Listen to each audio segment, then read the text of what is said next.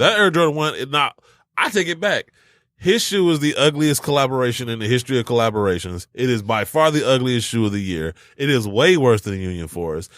Now I'm about to get mad because these brands, I'm starting to really get pissed off with brands just thinking that they're going to just fucking throw some celebrity or some influencer on a shoe and think it's going to sell. Not everybody that's famous is a designer. Not everybody that has a following deserves to get behind a shoe or a product and come up with their own version of it. This is what happens when you just enable people and give them the ability and opportunity to come up with collaborations, and they come up with bullshit like this. That shoe is so horrible. And the fact that they actually said, yeah, we're going to release this. We're going to send out But what pictures. does that say about the American public, though? Because at the end of the day, it comes down to, they'll buy it. This is going to, you know what? This is going to be my majority of these buyers aren't necessarily going to be American. This is going to be this is going to be my barometer for as far as my faith in humanity. If these shoes sell and I see people wearing these shits, they will. I am moving to another planet. His fan base is huge. Look, this is what I would tell. I just had this argument. Non-sneakerheads. See, that's what I will jump in. This is where I would challenge anybody. If you went back to the 80s and you said, okay, I got Run DMC or I got Michael Jackson to endorse my product, almost everybody would unanimously go with Michael Jackson. Bigger name. This is before all the controversy and shit. You would go with Michael Jackson. But Michael Jackson did not help LA Gear nearly as much as Run DMC helped Adidas.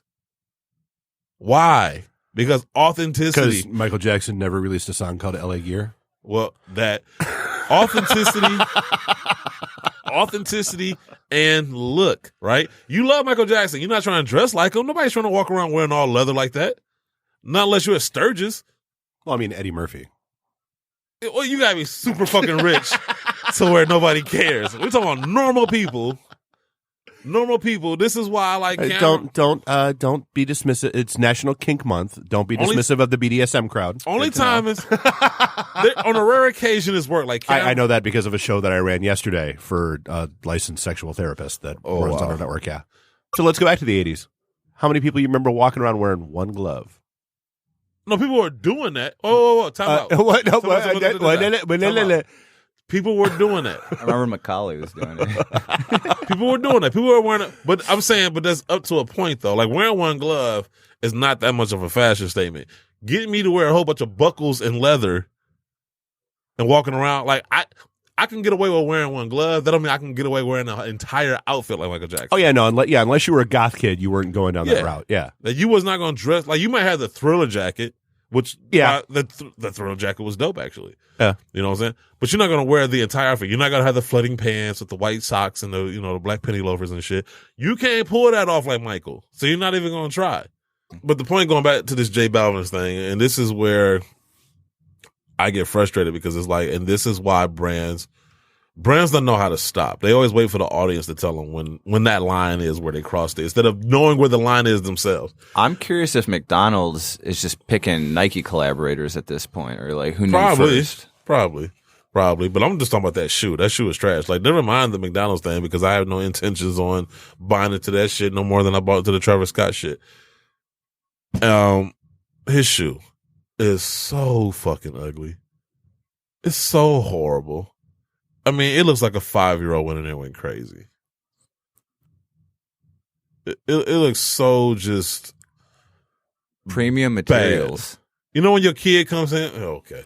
You know when your kid comes home with a finger painting or, some type of art project in for school? We all know it's pretty bad. But, as parents, put it on the fridge anyway. Yeah, you're like, oh, you're proud of it? Oh, this looks good. That's what it felt like. It just felt like Jordan Brand was like, oh, we're going to put this in the refrigerator, J Balvin's.